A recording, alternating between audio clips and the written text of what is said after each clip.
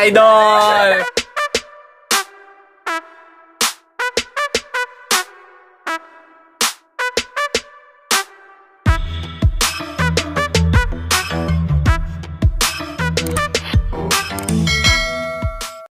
So ayun na, what's up mga kakonsya, panibagong araw tayo ngayon. Ngayon ay araw ng linggo, August 27.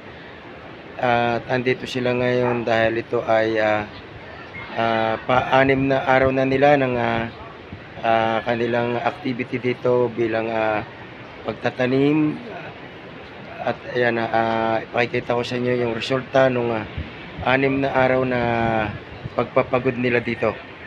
Ito yung mga pananimbali. Ito ay talong at saka okra. Yan, at pinasisibol pa lamang, pinalalaki-laki pa lamang yan bago ilipat doon sa mga platform na yan, no? At ito, may mga sibol na dito. Ito ay pechay at saka labanos. Yan. Mahaba yung platform na yan, hanggang doon yan. Puro may tanim na yan. Ito, yan, ito yung puro pecha ito. Yan. Bali ito ay 3 days pa lang ata na itatanim itong pechay na ito, pero ang bilis lumaki, oh.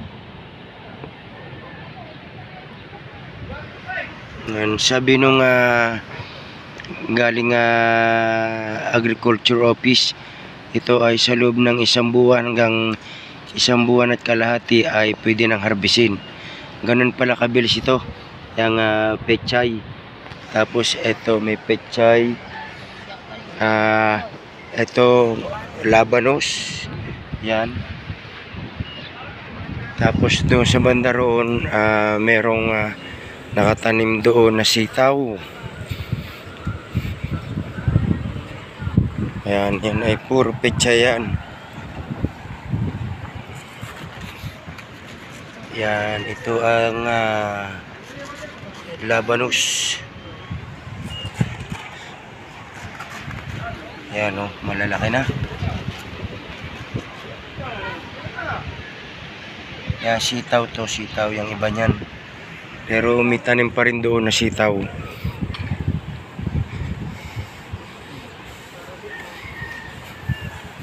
Yan, at tulong-tulong sila, hindi po nila yung basura. Tapos andito yung sitaw. Yan, at andito si Papa Tom, yung isang empleyado ng agriculture office.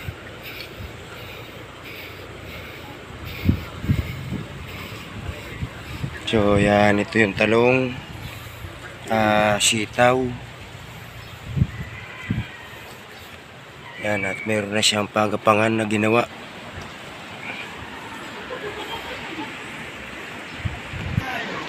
Yun, at meron pa rin doon mga tulos. Ito naman ay ampalaya. Itong nakatanim dito, hindi pa lang sumisibol dahil buto pa yung itinanim diyan. Mga ilang araw pa yan bago sumibol siguro. Yan, at yung nililinis nila na yan, yan naman, ang itatanim diyan ay mani. Pati dito sa lugar na ito, yan, puro mani na itatanim diyan. O yan, baka ngayon mani na yung dalhin na pananim na manggagaling sa agriculture office. Ito na si Sir Terry. Siya yung nagtuturo ko paano itatanim itong mga pananim na gulay na ito. Yan, at malalaman natin ngayon kung ano naman yung procedure na gagawin nila ngayong araw na ito. Yan, sila yung mga galing sa agriculture office.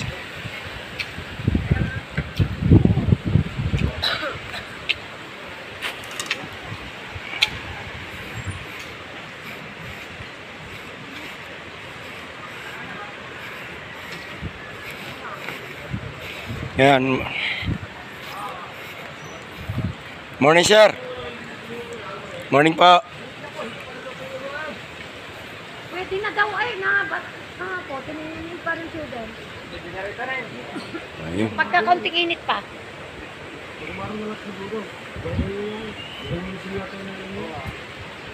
Yung ano lang. Opo. Pag-ikot. Na Pinta naman dati itong kamuting kahoy tsaka ano? Singkamas. Hindi, yung ano, yung maniyo tsaka yung ano ito? Mais. May tanong na ng mais ito tsaka mani.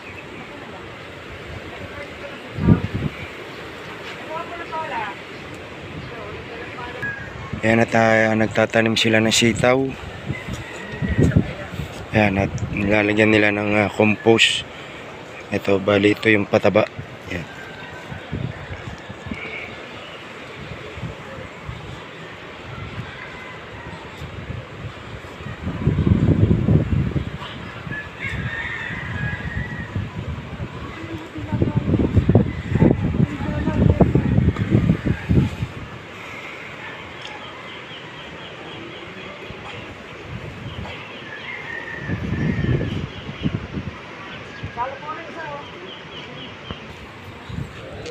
Kaya na tinataniman ng sitaw.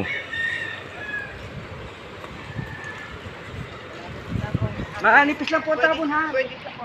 Ayan, bali yan yung buto ng sitaw. Yung kulay blue na yan. Maanipis lang po, manipis.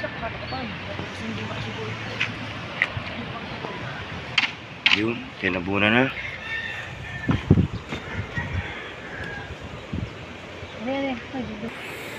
O yan, at ang tinatanim naman nila doon ay sitaw.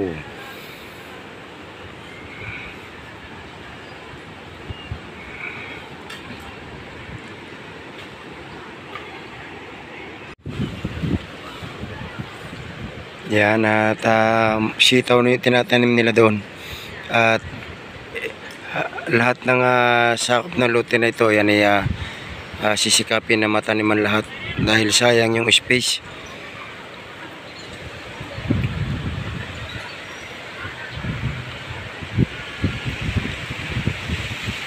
Yan, ang kagandahan ngayon, kahit di na magdilig muna ngayon dahil maulan.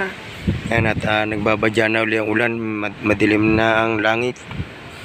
Kaya pandalasan yung trabaho ngayon, no?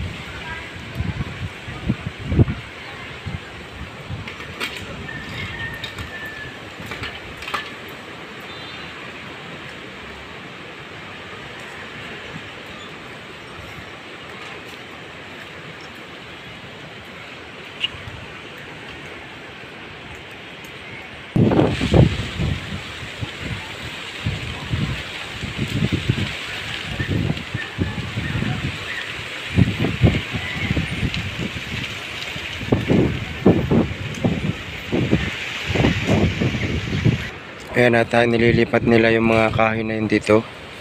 Dahil ito ang itatanim naman dyan ni mani sa lugar na yan.